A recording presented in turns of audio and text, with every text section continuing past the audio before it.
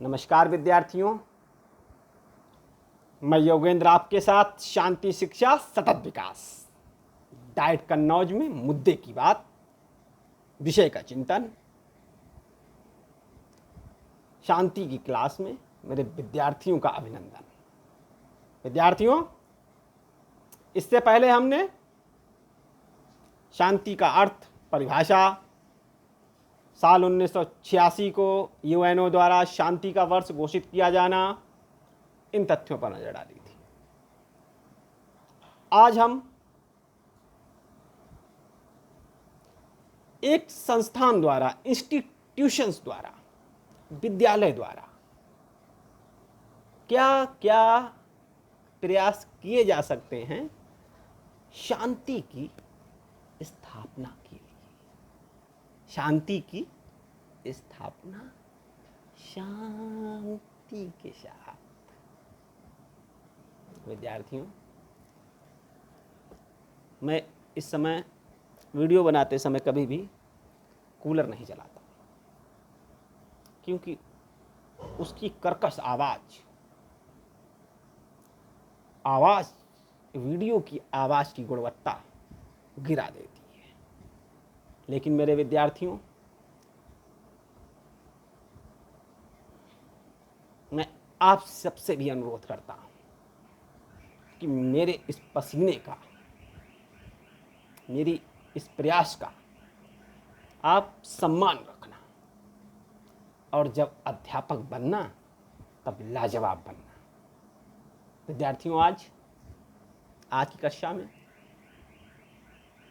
हम उन प्रयासों के बारे में जानेंगे जो एक इंस्टीट्यूशन द्वारा, संस्था के द्वारा किए जाते हैं, किए जा सकते हैं शांति की स्थापना के लिए। विद्यार्थियों, सबसे पहला सुझाव हो सकता है तो वह ये होगा कि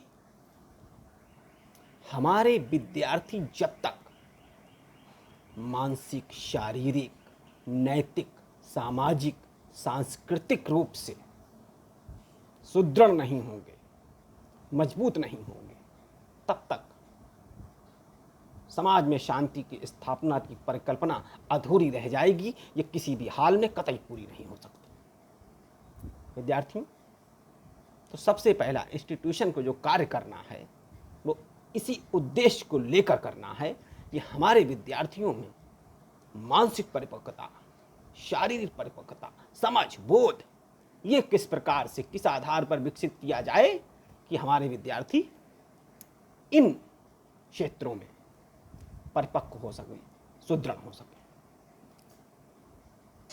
विद्यालय एवं समाज का वातावरण मानवीय संबंधों की गरिमा से परिपूर्ण होना चाहिए। यहाँ पर विद्यालय, इंस्टीट्यूशन ये इस प्रकार के संबंधों से लिप्त हों, उनमें इस प्रकार के संबंधों की स्थापना हो कि वहाँ एक मैसेज जाए कि एक दूसरे के प्रति मानवीय गरिमा और सम्मान के साथ शांति के कार्य को आगे बढ़ाया जा सकता है। विद्यार्थियों, अगला सुझाव, विद्यालयों में अपनी संस्कृति एवं सभ्यता की रक्षा के लिए सकारात्मक दृष्टिकोण विकसित करना चाहिए। ये कैसे होगा? ये इंस्टीट्यूशन की करिकुलर और को करिकुलर एक्टिविटी के द्वारा किया जा सकता है। प्रार्थना सभा इसके लिए एक बहुत ही उत्तम प्रयोगशाला है, जिसके माध्यम से हम संस्कृति और सभ्यता की समझ विद्यार्थियों में आसानी से विकसित कर सकते हैं, और ये डेली का कार्य है। विद्यार्थियों, इसी क्रम में पाठ्यक्रम में उन सभी विषय का स्थान दिया जाना चाहिए जो बच्चों को व्यवहारिक जीवन को सफल बनाने में अपना योगदान दे सके। उन चीज़ों को शामिल किया जाना चाहिए, उन तथ्यों को, उन विचारों को, उस विषय वस्तु को शामिल किया जाना चाहिए जो विद्यार्थियों को व्यवहारिक ज्ञान दे, व्यवहारिक समझ उनमें विकसित की जा सके। शांति शिक्षा का मुख्य ध्येय विद्यार्थियों का सर्वांगीण विकास करना होना चाहिए। ये विद्यार्थी, जब सर्वांगीण विकास, ओवरऑल डेवलपमेंट की बात आ गई और ये शांति शिक्षा के माध्यम से यदि हो गया या विद्यालय गतिविधियों के माध्यम से हो गया, तब बहुत ज़्यादा हमें और दूसरा कार्य करने की जरूरत नहीं पड़ेगी।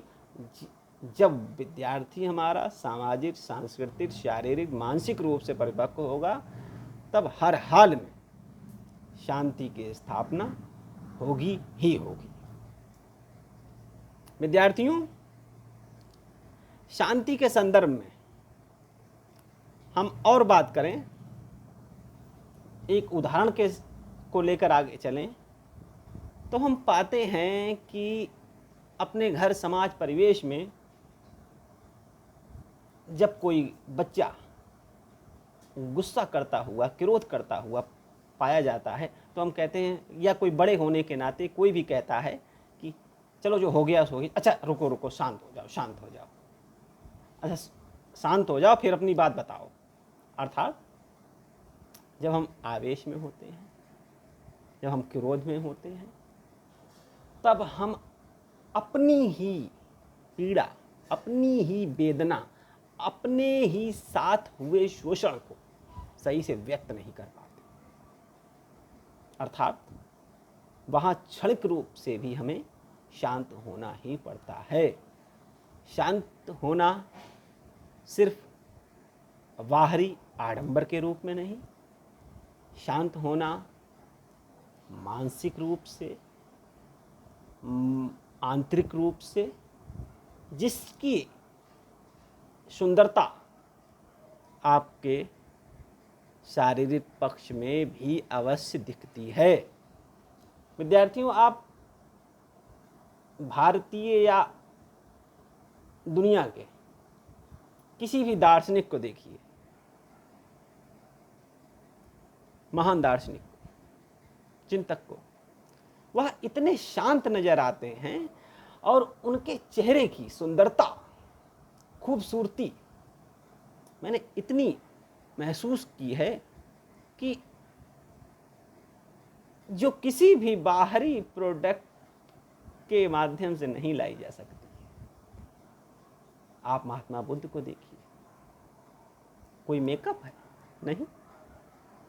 मदर टेरेसा को देखिए, सफेद साड़ी में है, लेकिन गजब की सुंदरता उनके चेहरे पर। महात्मा गांधी जी देखिए,